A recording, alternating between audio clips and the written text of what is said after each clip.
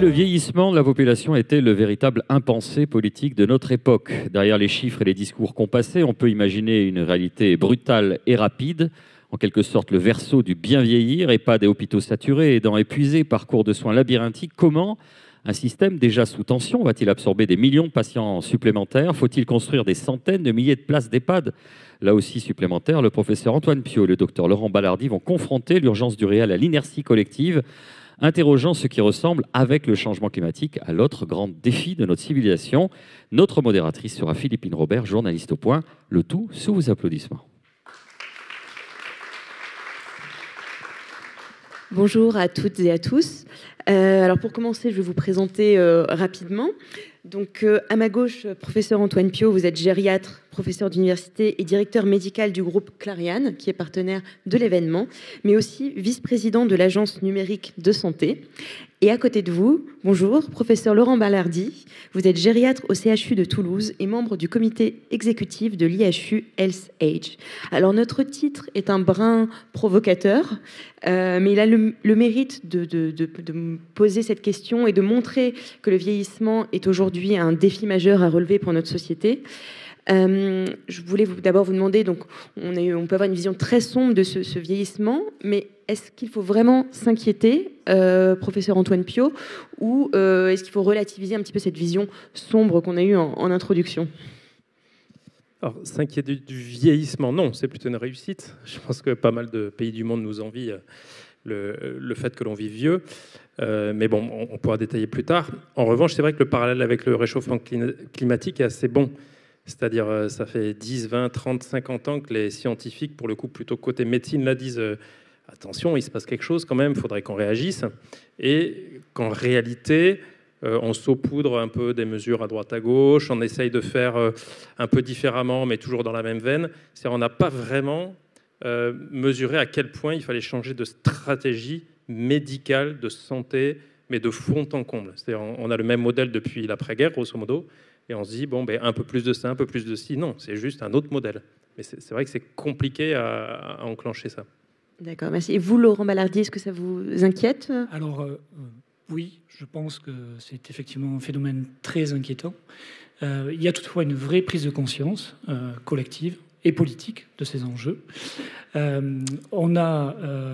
Les pouvoirs politiques ont déployé un certain nombre de mesures qui vont permettre de commencer à apporter des éléments de réponse à cette vague démographique sans précédent. On est au pied de la vague. Et l'ampleur de cette vague va provoquer des conséquences majeures sur notre système sanitaire, explosion des maladies chroniques, augmentation très importante du nombre de patients, de sujets dépendants, des conséquences économiques considérables. Et donc, il faut qu'on apporte des éléments de réponse en s'appuyant sur l'innovation. C'est la recherche, et on aura l'occasion d'en parler, qui doit apporter des solutions concrètes pour essayer d'absorber un petit peu, de limiter ces conséquences du vieillissement démographique. Alors, votre titre est volontairement provocateur, vous l'avez dit. Effectivement, on a cette vague. Mais à côté de ça, non, bien sûr, on ne s'en fiche pas. Et au-delà de cette conférence, qui symbolise aussi l'intérêt que l'on peut avoir sur cette thématique, eh bien, en région Occitanie, et particulièrement à Toulouse, on est depuis très longtemps très investi dans cette question stratégique. C'est d'ailleurs une des thématiques centrales de l'axe de recherche du Gérontopole, auquel j'ai la chance d'appartenir. Axe de recherche qui a conduit à la labellisation récente, et on aura l'occasion d'en reparler de façon plus explicite, d'un institut hospitalo-universitaire dédié à la thématique du vieillissement, sous un prisme un petit peu différent, celui de la science, celui de la recherche en gérosciences.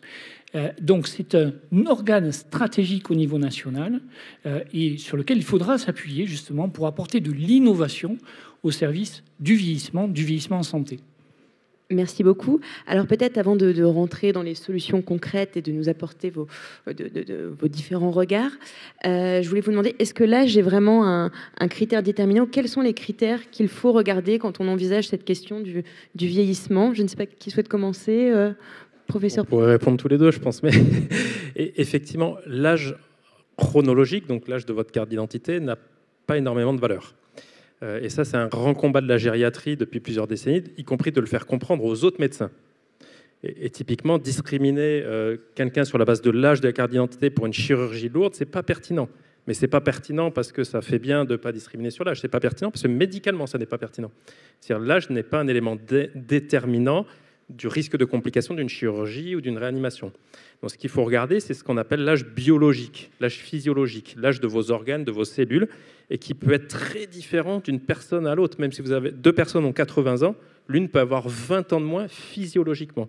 Alors c'est en grande partie lié au mode de vie. Et finalement, cet âge biologique, on ne sait pas bien le mesurer. Donc l'IHU est en pointe sur le sujet, docteur Baladi pour en parler.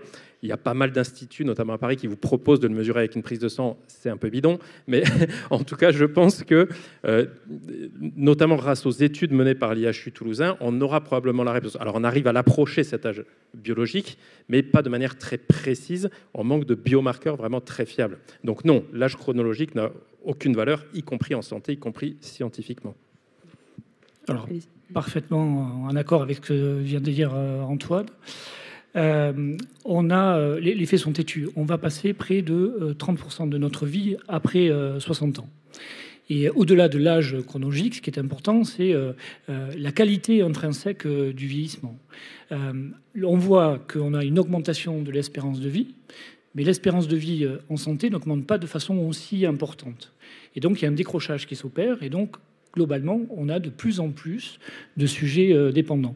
La probabilité de devenir dépendant après 60 ans, elle est de près de 25%. Et le temps passé moyen dans la dépendance, il est à peu près de 4 ans. Le coût induit par cette dépendance, il est pharaonique, à peu près 34 milliards d'euros, 1,6 point du PIB. Et les projections, elles montrent des chiffres qui vont exploser d'ici quelques années. Et pourquoi ? Parce qu'on voit une augmentation très importante de la dépendance. Les projections de l'adresse, c'est à peu près 700 000 sujets dépendants supplémentaires d'ici 2050. Donc si on n'infléchit pas cette courbe, eh bien on va devoir construire un nombre incalculable de maisons de retraite supplémentaires. Les projections, c'est une augmentation de plus de 50% du nombre d'EHPAD nécessaires, à condition d'hébergement identique, pour absorber cette vague du vieillissement. Et donc ce qui est important, c'est de concentrer nos efforts sur la qualité du vieillissement, c'est-à-dire essayer d'anticiper les pathologies qui risquent d'émailler cette trajectoire. Et au-delà des pathologies, c'est d'essayer aussi de maintenir la fonction. L'objectif, c'est ça. L'âge chronologique, c'est un élément. Mais on peut vivre longtemps, et c'est l'objectif du vieillissement santé de l'OMS, on peut vivre longtemps à condition d'avoir une capacité à faire maintenue. Et cette fameuse capacité intrinsèque, qui est à l'origine d'un programme qui a été mis en place par l'Organisation mondiale de la santé, qu'on appelle le programme ICOP, qui est un programme de soins intégrés pour les seniors à partir de 60 ans et qui permet de mesurer ces fonctions essentielles au maintien de l'autonomie. Et donc c'est un programme que l'on a décliné en territoire, auquel Antoine a largement contribué également, et c'est un élément qu'on partage à la fois sur le sanitaire et sur le médico-social. Et d'ailleurs, c'est important de rappeler la définition de la santé selon l'OMS, c'est pas l'absence de maladie. On peut avoir une maladie, plusieurs maladies chroniques, mais qui ne retentissent pas sur nos fonctions, sur notre autonomie. C'est-à-dire, j'arrive toujours à faire ce que je valorise dans la vie, malgré toutes mes maladies. Je suis donc en bonne santé. Et ça, c'est très important. Et finalement, nous, ce qu'on veut, c'est que les gens meurent en bonne santé. C'est provocateur, mais c'est vrai. C'est-à-dire, comprimer cette phase d'autonomie le plus possible. Et en fait, ce que vient de dire Laurent est très vrai. C'est-à-dire que l'espérance de vie sans incapacité, elle ne bouge pas trop en fait, depuis plusieurs décennies. Et en fait, c'est vrai qu'on valorise sans arrêt une médecine d'organes technique, mais qui montre ses limites. Et cette médecine d'après-guerre qui est très réactive, en fait, c'est la médecine en France, elle est très curative. C'est-à-dire, c'est quand vraiment on est très malade, qu'on est très bon pour vous prendre en soin. Mais on ne fait rien avant, par contre. C'est moins de 3% des dépenses de santé pour la prévention. Il n'y a pas de prévention en France. Ce n'est pas qu'il n'y en a pas assez, il n'y en a pas. Et d'ailleurs, quand on parle de prévention, on parle de diagnostic précoce. Le dépistage des cancers, c'est du diagnostic précoce. Ce n'est pas de la prévention. Donc ça n'existe pas. Donc on est très très bon pour vraiment, en fin de course, soigner les gens quand ils vont très mal. Et ça, ce n'est pas efficace. Et en tout cas, c'est efficace jusqu'à une certaine limite, mais maintenant, ça fait plusieurs décennies qu'on a atteint ces limites et qu'il faut changer de stratégie. C'est ce qu'on disait au début, changer complètement de logiciel. Et l'exemple ICOP, moi, je le trouve fabuleux. Et pour le coup, je suis très optimiste, parce que c'est la première fois qu'on a vraiment un changement radical de vision.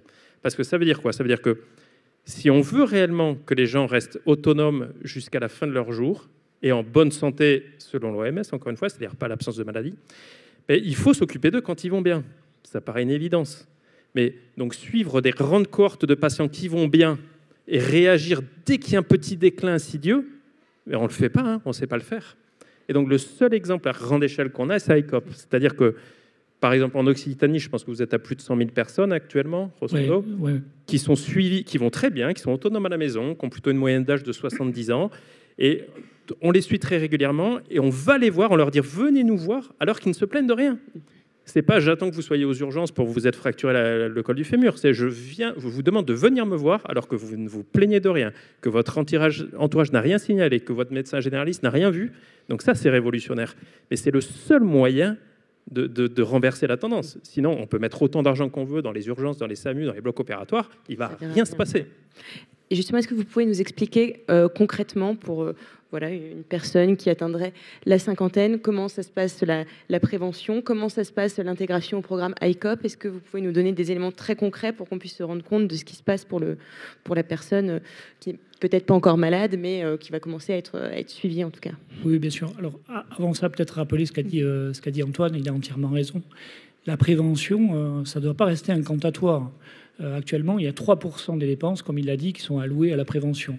Et donc, une très faible de cette partie des dépenses allouées à la prévention contre la perte d'autonomie ou la dépendance. Il y a quand même des signaux positifs, notamment la loi Bien vieillir qui inscrit des consultations de prévention. Alors on ne sait pas trop comment elles vont se décliner sur le territoire, mais c'est aussi à nous à être force de proposition, et on a des propositions, notamment les cliniques de la longévité en santé dont on pourra reparler. L'autre élément positif, c'est justement qu'il faut créer des espaces ou des structures de recherche qui permettent d'apporter de l'innovation au service de nos futurs patients, ou en tout cas pour éviter que ces patients, ou ces sujets plutôt, ne deviennent des sujets dépendants. Et ça, c'est le rôle, encore une fois, on l'a dit, de l'IHU. Alors, il faut que la France, et en tout cas que les acteurs de la recherche, investissent massivement la thématique de la géroscience. La géroscience, je ne sais pas si tout le monde sait exactement ce que c'est, mais la géroscience, c'est une nouvelle dynamique dans la recherche qui est transdisciplinaire, qui intéresse les biologistes, les gériatres et tout un tas d'acteurs de la recherche, et qui essaie d'expliquer les mécanismes biologiques du vieillissement qui conduisent à l'apparition des principales pathologies liées à l'âge. Ce qu'il ne faut pas oublier, c'est que les maladies liées à l'âge, les maladies chroniques liées à l'âge, le principal vecteur, c'est le vieillissement biologique lui-même.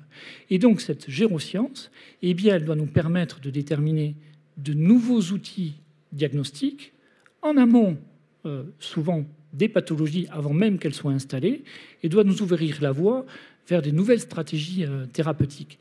Et si je dis ça, c'est important parce que ça va changer notre vision d'appréhender les pathologies. Actuellement, tous les soins et tous les financements qui l'accompagnent sont consacrés sur la partie curative. Il le faut, bien entendu, à partir du moment où vous avez les symptômes de la maladie. Mais on va faire différemment dans quelques temps. Et on pourra anticiper, pour une partie importante, l'apparition de ces mêmes maladies. Donc la géroscience, c'est un investissement majeur, colossal. Ça mobilise l'ensemble des chercheurs de très haut niveau au niveau international. Il y a des structures aux États-Unis, le National Institute of Aging, la Mayo Clinic, à Singapour, aux Pays-Bas et en France. On a la chance d'avoir cette structure hospitalo-universitaire dédiée à cette thématique. Et au-delà de la recherche, et j'en finis avec la géroscience, l'objectif, c'est de faire converger cette recherche au profit de la clinique. C'est pour ça que cet axe-là, c'est de la recherche translationnelle. C'est du laboratoire au service du patient ou du sujet. Et ça aussi, c'est une vision un peu différente et qui a émané du déploiement des IHU. Favoriser la recherche translationnelle dans une thématique pour apporter des solutions concrètes à nos patients. Et de la prévention, si on peut faire de la prévention comme on l'a fait, mais si on n'a pas les outils pour la faire, si on n'investit pas sur de nouvelles stratégies diagnostiques, de nouveaux outils de suivi, alors on aura du mal à absorber cette vague qui déferle sur nous actuellement et qui ne fait que commencer. Alors, je vais être un peu plus dur que Laurent sur les consultations de prévention. Pour moi, c'est l'exemple typique de ce qu'on fait, ça marche pas, mais on va le faire un peu plus. C'est-à-dire, clairement, il y a un problème des soins premiers en France. Hein. La durée moyenne de la consultation de médecine générale, c'est 14-15 minutes. Tous les 3, 6, 9 mois. Donc, c'est impossible de faire de la prévention, de la prise en charge dans la durée comme ça. C'est pas possible. Donc, dire je vais rajouter 3 consultes de 45 minutes dans votre vie, je ne vois pas ce que ça peut changer. Je suis prêt à mettre ma main coupée que ça aura 0 impact. En revanche, la géroscience, encore une fois, là, c'est une autre vision. C'est-à-dire, le constat, c'est quoi? C'est la médecine d'organes a rendu des services spectaculaires, mais là, elle plafonne. En revanche, chaque pathologie d'organes a un point commun, c'est qu'elle impacte les fonctions. La mobilité, la nutrition, le sensoriel, la thymie, le moral, la cognition, la mémoire. Et en fait, si on suit ces fonctions de manière transversale et très précoce, non seulement on peut prédire l'apparition de ces maladies, donc être vraiment dans la prévention primaire, mais en plus les infléchir. C'est-à-dire en renforçant notre capacité à maintenir la cognition, à maintenir une humeur stable, à maintenir une force musculaire satisfaisante, une mobilité, plutôt que d'aller s'intéresser à l'arthrose du genou et au système nerveux périphérique de manière complètement silotée et déstructurée. Si on a une approche beaucoup plus globale et beaucoup plus précoce, eh bien on a démontré non seulement qu'on pouvait prédire l'apparition des maladies, mais même infléchir, ralentir leur apparition et infléchir leur évolution. Et la géroscience, c'est exactement ça. J'ai une approche transversale de la biologie du vieillissement avant l'apparition des maladies. Et en fait, le travail qu'on est en train de faire, c'est ce qu'ont fait les cardiologues il y a des décennies. C'est-à-dire avant, les cardiologues, ils prenaient en soin des gens qui avaient une insuffisance cardiaque terminale, qui moussaient et qui mangeaient une huître. Maintenant, ils s'occupent de la tension artérielle, de votre sédentarité, de votre taux de cholestérol, de la mobilité des artères, etc. Donc, ils sont très en amont sur les facteurs de risque de développer une maladie qui peut devenir terminale. Mais nous, les gériatres, c'est ce qu'on est en train de faire. C'est-à-dire, jusque-là, on prenait en soin 10% des personnes de plus de 75 ans, les dépendants, parce qu'il y en a très peu finalement, hein, c'est 1,5 million de personnes en France, c'est pas tant que ça, mais ça demande une énergie folle, énergie humaine, financière. Et on est en train de remonter, on dit non, nous on veut plus voir les gens à 85 ans, on veut les voir à 50, 60 ans. C'est là qu'on est efficace.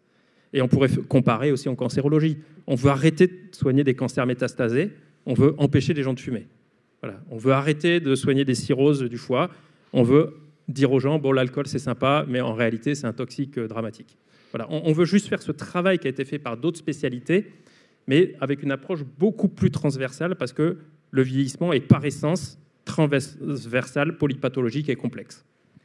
Et donc, pour revenir sur les gérosciences, qu'est-ce qu'on a comme outils qui sont vraiment existés aujourd'hui dans les cas cliniques? Est-ce que vous pourriez peut-être nous expliquer 2-3 petites choses concrètes sur ces gérosciences? Comment c'est utilisé? Alors, il y a plusieurs niveaux de réponse. D'abord, comme l'a dit Antoine, il a tout à fait raison, on a une vision cloisonnée de la prévention et on doit aller de plus en plus vers une vision transversale. Et notre système sanitaire n'a pas, à date, de structures qui permettent d'avoir un temps dédié ou un espace dédié à la prévention.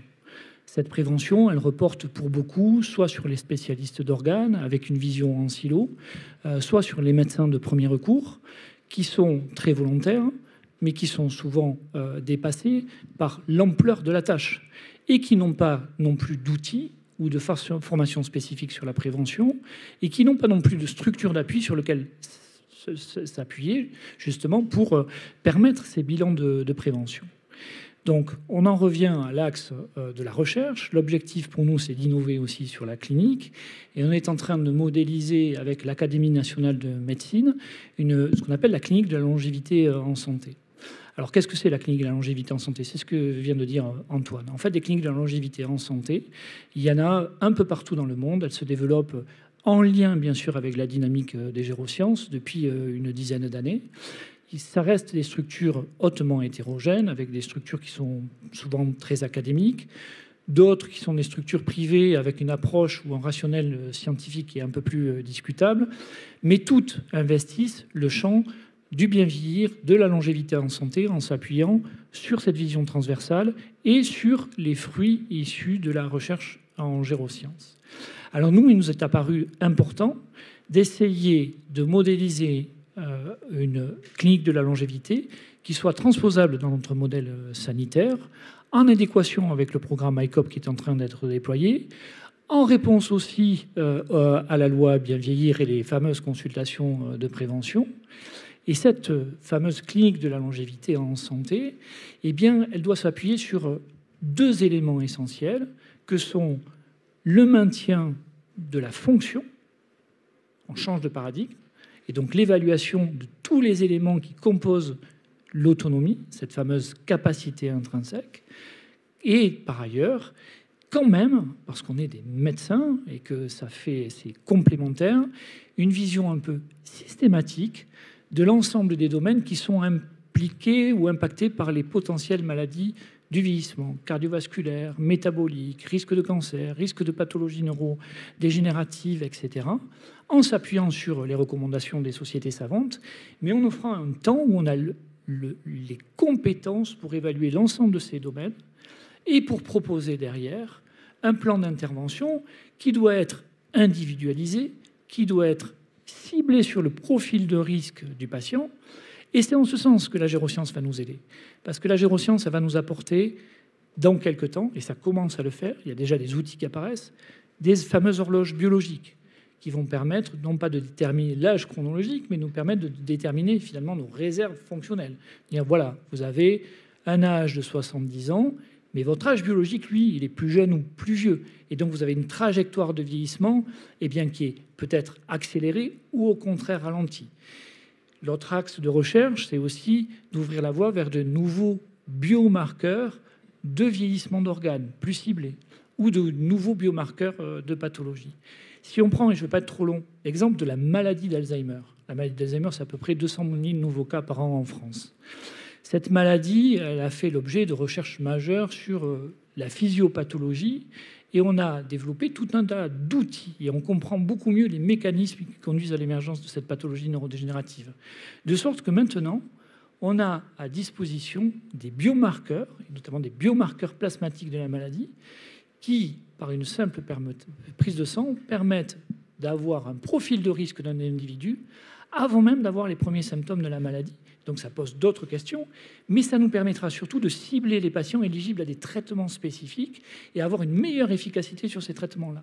Eh bien, l'exemple de la maladie d'Alzheimer, on pourra le reproduire dans d'autres domaines. Donc il faut qu'il y ait une empreinte clinique et qu'elle s'appuie sur les données de la géroscience. Pardon si j'étais un peu long. Et peut-être pour que vous visualisiez mieux comment pourrait être un système de santé plus efficient pour la prévention de la perte d'autonomie liée à l'âge. Première chose, je l'ai dit, c'est un changement de point de vue. C'est-à-dire, je suis des gens qui vont bien. Donc, j'attends pas qu'ils viennent aux urgences. J'attends pas qu'ils aillent voir leur médecin en se plaignant d'un symptôme, parce que quand on a un symptôme, c'est trop tard. Donc, comment je fais pour suivre 100 000 personnes en Occitanie? Je ne peux pas le faire physiquement, c'est mathématiquement impossible. Donc, je collecte des informations clés à distance. Donc, ça veut dire qu'il faut de la télémédecine, télé à distance médecine. Donc, ça, c'est du télésuivi. C'est-à-dire, je demande aux personnes, alors là, en l'occurrence, c'est tous les 6 mois, de répondre à un questionnaire qui dure 10-15 minutes, de faire 2-3 tests tout seul à la maison ou avec l'aide d'un aidant, et je récupère ces informations dans une base de données. Deuxièmement, il faut qu'il y ait quelqu'un derrière l'écran, d'accord? Ça ne peut pas être un médecin. Et mon avis, c'est que ça ne peut pas être un infirmier. Pour l'instant, ça l'est, mais c'est des ressources trop rares. Et c'est comme au SAMU, quand on appelle le 15, ce n'est pas un réanimateur qui nous parle, ce n'est pas possible. C'est un non-professionnel de santé. Donc, à mon avis, il faut des nouveaux métiers à qui on délègue ce suivi, qui relance les gens, qui regarde quand il y a un petit déclin, il y a quelque chose qui ne va pas, et en coordination un professionnel de santé, comme au SAMU. Sinon, ce n'est pas viable économiquement. Il y aura de moins en moins de professionnels, de plus en plus de patients, ce n'est pas viable. Ça, c'est le troisième point. Donc, des technologies de la communication et de l'information, des nouveaux métiers, et après, il faut arriver à le déployer sur tout le territoire. Donc ici, c'est un peu biaisé parce qu'on a l'IHU toulousain qui est hyper dynamique, qui est toujours dans l'innovation et qui est hyper moteur. Mais comment on fait pour que ça existe partout en France, dans la Creuse, dans le Nord-Pas-de-Calais, etc. Mais il faut absolument s'appuyer sur les ressources existantes et pas refaire l'énième erreur à la française où je vais remettre une couche administrative. Quand quelque chose ne marche pas en France, on fait un truc en plus. Un clic, un SAD, un SPASAD, une CPTS, une MSP, un grade, je peux vous en citer 50. Il y a des trucs qui marchent, des trucs qui ne marchent pas. Mais on a tout ce qu'il faut sur le territoire. On a une des plus fortes dépenses de l'OCDE en santé. On a tout ce qu'il faut. Il faut juste les utiliser. Et typiquement, si je prends l'exemple d'Occitanie, sur la Haute-Garonne, c'est parfaitement géré par le CHU toulousain. Par contre, il y a des départements plus pauvres, plus isolés, par exemple l'Aude, où il ne se passe pas grand-chose. Mais là, il se trouve qu'on a des cliniques privées qui peuvent être le relais de ce programme ICOP. Mais il faut leur demander de le faire. Il n'y a pas de raison que le privé ne soit pas un relais de santé publique. Donc, dans un territoire donné, on regarde ce qu'on a. On a des médecins spécialistes, on a des psychos, on a des ergos, on a des kinés, on a des EAPA. Il faut les utiliser. Donc, ça nécessite aussi, territoire par territoire, de faire l'inventaire des forces en présence. Mais effectivement, aller demander à une clinique privée de faire le job en Haute-Garonne, ça n'a aucun sens. Il y a l'IHU juste à côté, mais il y a des zones où les ressources sont sous-exploitées ou exploitées à l'ancienne, c'est-à-dire la filière classique, je passe par l'hôpital, je vais en SMR, je rentre à la maison. Oui, d'accord, bon, ça c'est très bien, mais on ne peut pas se contenter de faire ça. Et professeur Balerdi, vous êtes d'accord avec cette nécessaire réorganisation, meilleure articulation qui ne passe pas forcément par en rajouter une couche, comme vous disiez, ce qui ne fonctionne pas forcément, mais il faut que les acteurs se coordonnent mieux entre eux? Ah oui, on est enfin, entièrement convaincu de tout ça. Comme dit Antoine, on a beaucoup de ressources, on les exploite pas toujours très bien. Et justement, l'avantage d'un programme comme celui d'ICOP, c'est de mettre un peu tous les acteurs autour de la table et de partager des outils et des solutions au service du plus grand nombre. Et chacun peut trouver sa place. Les acteurs de premier recours, qui sont associés bien sûr à cette démarche, que ce soit les infirmiers ou les médecins traitants, on leur donne des outils simples qu'ils peuvent s'approprier. Les patients eux-mêmes, qui doivent devenir, ou les sujets plutôt, qui doivent devenir acteurs de leur propre santé. Ça, c'est un élément déterminant dans cette prise en charge. Et donc, il faut sensibiliser le public sur la notion de suivre justement ces paramètres de la fameuse capacité intrinsèque, avec un outil qui est hyper facile, hyper accessible. Il y a une application qui a été mise en place. Donc, il suffit de quelques clics pour se l'approprier et faire ce suivi paramétrique de ces données tous les 6 mois. Alors, comme l'a dit Antoine, on a un biais. Nous, on a essayé de proposer un modèle. Le modèle, c'est le parcours ICOP tel que nous, on le voit dans l'idéal. Donc les acteurs de premier recours mobilisés, une sensibilisation, une information de ces acteurs, une sensibilisation de la population sur la nécessité d'adhérer à ce programme, une base de données qui permet de colliger l'ensemble des éléments recueillis, une plateforme avec, pour le coup, effectivement, des infirmières qui sont expérimentées et qui suivent les alertes et en cas d'alerte, qui peuvent déclencher une intervention auprès, par l'intermédiaire du médecin traitant ou de l'infirmière de proximité. Donc tout ça, c'est un écosystème qui s'est créé autour d'ICOP, qui, à mon avis, fonctionne très très bien. Effectivement, je pense qu'il faudra créer de nouveaux métiers et l'image des régulateurs est très proche. Effectivement, c'est la bonne. Je pense qu'on ne pourra pas consacrer du temps d'infirmier si on doit déployer ce dispositif, en tout cas sous cette forme nationale. Mais par contre, c'est l'occasion de créer de nouveaux métiers de la santé, à l'exemple des PARM. Et je vais vous citer un exemple très concret. Vous avez donc le centre ICOP toulousain qui a vraiment créé le concept, qui le déploie. Et un peu partout en France, vous avez ce qu'on appelle des articles 51, c'est-à-dire des expérimentations régionales où ils essayent de le déployer. Et c'est vrai, assez récemment, j'ai fait ma petite enquête téléphonique en appelant les coordinateurs. Ils me disaient, oui, mais écoutez, nous, ça marche bien chez nous, mais quand on a un déclin au niveau de la mémoire, on n'a personne qui peut faire une évaluation approfondie de la mémoire. Les neurologues du CHU, ils sont trop loin. Mais je leur dis, mais je ne comprends pas. À 5 km de chez vous, vous avez une maison de retraite avec un médecin coordonnateur qui est formé à la gériatrie, qui sait faire une évaluation de mémoire. Inversement, oui, on voudrait trouver une psychologue, mais il n'y en a pas en libéral. Mais juste à côté, vous avez une clinique psychiatrique avec des psychologues et des psychiatres. Pourquoi vous ne les sollicitez pas? Vous voyez, vraiment, il y a une méconnaissance du territoire et des barrières complètement artificielles entre le public, l'associatif, le privé à but lucratif, le privé à but non lucratif, qui fait que les ressources sont de fait mal utilisées. Et je pense que, très honnêtement, c'est étonnant que ce soit moi qui dis ça, mais que les autorités sanitaires devaient être un peu plus contraignantes et un peu plus réalistes dans leur approche du challenge qui nous attend. Parce que si on n'utilise pas les ressources sur place, il ne va rien se passer. Donc on peut faire mieux sans dépenser forcément beaucoup plus. C'est ce que votre message? Absolument, mais on a des exemples criants. Alors nous, on a un groupe européen, vous voyez, en Hollande, ils dépensent moins que nous, ils sont plus efficaces. Mais par contre, il y a des vrais arbitrages qui sont faits. Par exemple, de la même manière, on retrouve une séparation nette en France entre le sanitaire et le médico-social, ce qui est moins vrai là-bas. Et ils mettent 50% de plus d'argent que nous dans les EHPAD, dans l'équivalent de nos EHPAD. Mais en revanche, ils réduisent le taux d'hospitalisation et ils mettent moins d'argent à l'hôpital. Mais avant de faire accepter ça en France, je vous souhaite bon courage. Donc, à un moment, je pense que à volume financier égal, il faut faire des arbitrages. On ne peut pas faire autrement. Mais ça implique des décisions. On ne peut pas tout avoir en même temps. Mais effectivement, il y a des pays d'Europe qui vont très bien, où ils ont une meilleure espérance de vie sans incapacité, parfois 5 à 10 ans de plus que nous, hein, ce n'est pas un détail. Mais par contre, ils prennent des décisions fortes. Mais ce n'est pas vrai que pour le sanitaire et le médico-social, c'est vrai pour la santé publique. Je veux dire, on a le plus fort taux de tabagisme de l'OCDE, on boit plus que les voisins. Voilà. Je veux dire, quand vous allez en Suède, si vous voulez acheter de l'alcool pour le Nouvel An, il faut vous y prendre le vendredi soir, hein, parce que vendredi à 20h, il n'y a plus d'alcool nulle part. Hein. Donc, je veux dire, on est assez faible, en fait, dans les décisions de santé publique, et on le paye. On le paye d'un point de vue humain, sur les chiffres durs de la médecine. On le paye d'un point de vue financier. Merci à tous les deux. On va maintenant passer aux questions du public. Pardon si je vous ai fait peur, mais c'est que je suis venu un peu plus tôt, parce qu'on s'en doutait là aussi. C'est un sujet qui suscite de nombreuses questions. On va commencer au micro, mais on en avait beaucoup par Menti. Vous avez été très proactif. Est-ce que vous avez une question à poser en direct ? Alors, on commence. Alors, non. On vous passe le micro. Allez-y.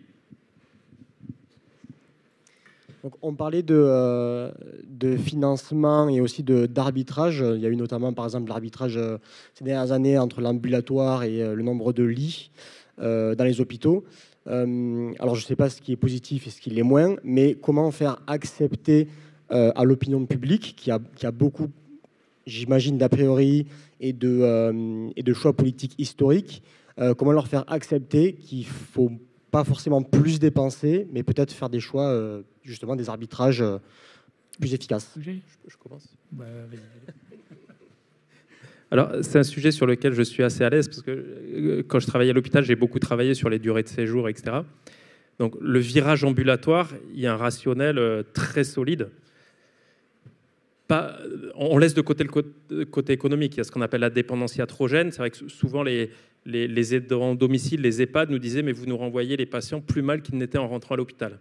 Et c'est vrai que le fait d'être hospitalisé peut être délétère. Alors, vous connaissez les maladies nosocomiales, mais il n'y a pas que ça. C'est-à-dire on perd de l'autonomie à l'hôpital.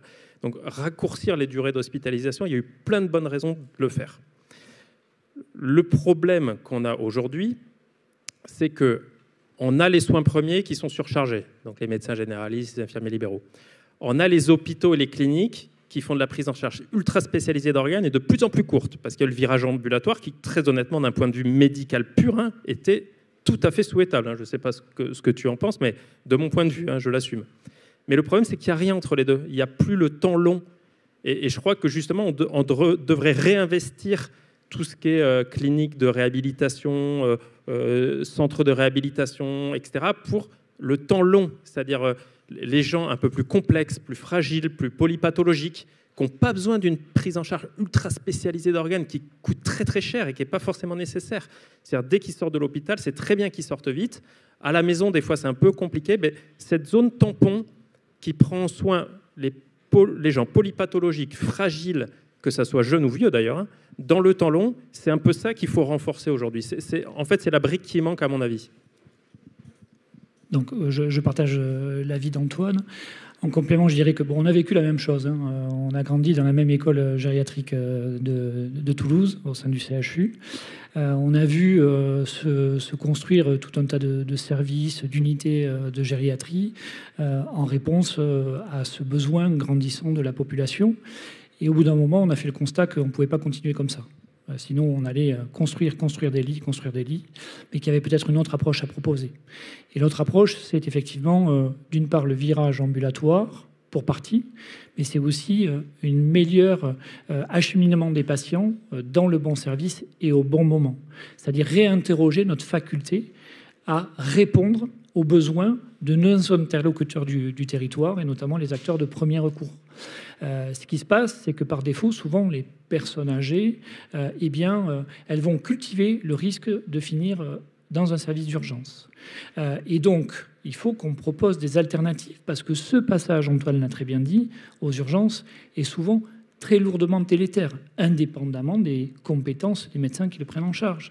Mais une personne âgée va se retrouver au milieu de tout un tas d'autres patients, souvent plus jeunes. Ils vont rester sur un brancard le temps qu'on arrive à trouver un lit dédié. Et souvent, c'est vecteur d'une perte d'autonomie, souvent irréductible. Donc, on a progressivement appris de nos erreurs et maintenant on s'appuie sur des structures un petit peu différentes. Et notamment, on a mis en place sur le CHU de Toulouse une hotline gériatrique qui est une réponse à la filière et aux besoins des acteurs de premier recours. Et lorsque les médecins traitants ont une difficulté avec un patient âgé, eh bien, plutôt que d'éviter, pour éviter le passage aux urgences un peu inopiné, eh bien, on a une réponse téléphonique avec un médecin senior qui prend acte de la situation du patient et qui essaie de l'orienter au mieux, souvent dans une consultation ou une hospitalisation de jour. Et quand il y a véritablement besoin d'une hospitalisation, il le fait à bon escient, en évitant chaque fois que possible le passage aux urgences. Donc on a effectivement progressé, on a appris de nos erreurs. Merci. Question Mentimeter. Quel est le rôle de l'alimentation dans la géroscience? Peut-on continuer à s'alimenter de la même manière en vieillissant pour rester en bonne santé? Tu veux répondre? Je réponds. Allez, alors non. Donc le rôle de l'alimentation capitale. En fait, la masse musculaire est capitale. Et c'est activité physique et alimentation. L'un ne va jamais sans l'autre. Et effectivement, plus on avance en âge et plus on va commencer à vous dire un peu l'inverse de ce qu'on vous disait quand vous étiez plus jeune. C'est-à-dire, il faut manger un peu plus de protéines, alors que les jeunes en mangent beaucoup trop de viande rouge notamment. Les personnes âgées, on est plus tolérants. On va dire aux gens, peut-être grignoter entre les repas pour pas perdre de masse musculaire, parce que c'est vrai que le grignotage, on prend plus en quantité dans la journée qu'en grignote, alors qu'on vous dit l'inverse à vous, etc. Donc non, effectivement, alors même si j'aime pas donner une limite d'âge chronologique, parce qu'on a vu que ça n'avait pas forcément de sens, mais au-delà de 70 ans, je dirais, il faut commencer à changer un peu le logiciel au niveau de l'alimentation, même si, bien entendu, c'est toujours capital de manger des fibres, de manger équilibré, d'éviter les produits ultra-transformés, etc. Ça persiste. Mais effectivement, on peut avoir des conseils un peu contre-intuitifs. J'ai une question technique. Est-ce que la collecte d'infos pour la gérontologie ICOP est croisée avec d'autres grandes enquêtes comme Nutrinet? On aimerait bien. Pas à ma connaissance. D'accord. Pas à ma connaissance. Alors, une question là aussi, mais vu ce que vous expliquez sur la géroscience, parle-t-on encore ici vraiment de gériatrie? Alors, on va peut-être changer le terme. Alors, on ne parle pas de gériatrie, même si les gériatres que nous sommes sont des acteurs privilégiés pour répondre à cette nouvelle dynamique. On a la culture de la dépendance, on a mis en place des outils pour essayer de la prévenir et on doit être acteur de cette dynamique de la géroscience. Mais cette géroscience, elle est ouverte aux autres disciplines et c'est d'ailleurs ce qui se passe sur l'IHU où on a un nombre d'acteurs de la recherche issus de disciplines différentes qui viennent participer à cette recherche. Question délicate, comment garantir que les gens meurent en bonne santé? A-t-on un intérêt, après un certain âge, à empêcher les causes de mort rapides et sans douleur? Non, mais on n'a rien contre la mort ici. Non, mais notre objectif, je pense qu'on est cohérent là, c'est de dire, nous, on ne cherche pas à augmenter l'espérance de vie absolue. On cherche à augmenter l'espérance de vie en bonne santé. Donc les gens meurent quand ils doivent mourir. On n'est pas du tout dans un délire de longévité infinie ou de transhumanisme. Pas du tout. Transhumanisme US qui Donc voilà, si vous avez bien écouté, c'est pas du tout l'idée. C'est vraiment jusqu'à la fin. Je fais ce que je valorise. Donc si j'aime faire mon jardin, je fais mon jardin. Si j'aime lire, je veux pouvoir continuer à lire, etc. Sauf que le transhumanisme, actuellement, ça peut attirer des financements, parce qu'il y a un côté fantasme. Ouais, des fois, on cale le mot pour avoir des financements, mais c'est tout. Ouais, non, tout à fait d'accord. Et effectivement, c'est important d'apporter cette précision qui me paraissait assez évidente. La longévité n'a pas de sens. Ce qui est important, c'est la longévité en santé. Alors, si on peut vivre plus longtemps tant mieux, mais surtout, gardons le cap sur le maintien de l'autonomie, continuons à faire ce qu'on a envie de faire, à être acteur pour la société. Ça, c'est l'essentiel. Et c'est l'épure de ce qu'on porte dans ce projet-là, qui attire quand même des investisseurs. Il n'y a pas que la longévité pure qui attire des investisseurs. Antoine. Pour compléter sur les mots un peu sexy, c'est-à-dire technologie, intelligence artificielle, pour le coup, on en utilise, mais pas parce que c'est sexy, parce qu'on ne peut pas faire sans. Donc, collecter des informations dans des grandes cohortes, on ne peut pas faire sans les outils de télésuivi. Donc, et traiter des données massives, bientôt, on ne pourra pas faire sans l'intelligence artificielle. Donc, ce n'est pas l'utiliser parce que c'est fancy, etc. On l'utilise parce qu'on ne peut pas faire autrement. Dernière question, peut-être pour vous, Antoine. Quel serait l'intérêt dans le privé à faire de la prévention? Alors, très honnêtement, à court terme, aucun. Et donc, c'est typiquement moi qui évolue dans un grand groupe privé européen, c'est à force de persuasion que je dois dire aux gens, écoutez, c'est pas rentable, voire c'est à perte à court moyen terme, mais je pense que vous seriez bien avisé de penser à long terme. Mais je donnerai le même conseil aux politiques. Le temps politique est complètement incompatible avec le temps de la médecine. Je ne sais pas combien on a eu de ministre de la Santé, là, on doit être à 8 ou 9, mais on compte plus. Vous imaginez si le PDG d'Airbus avait changé tous les 8 mois, quoi. Je ne pense pas qu'il serait au top. Donc, effectivement, il y a un problème d'échelle de temps, l'échelle de temps médicale et du long terme. Et Dieu merci, on est encore relativement écouté. Mais parfois, je pense qu'il faudrait s'accorder un peu plus sur l'échelle qu'on adopte. Merci à tous les deux, on vous applaudit, c'était fort intéressant. Merci beaucoup. Alors, on vous retrouve avec plaisir à 14h avec un sujet « Comment j'ai arrêté de culpabiliser et appris à aimer l'IA qui ment pour moi ?» avec Jean-François Bonnefond, à tout à l'heure, ici, 14h.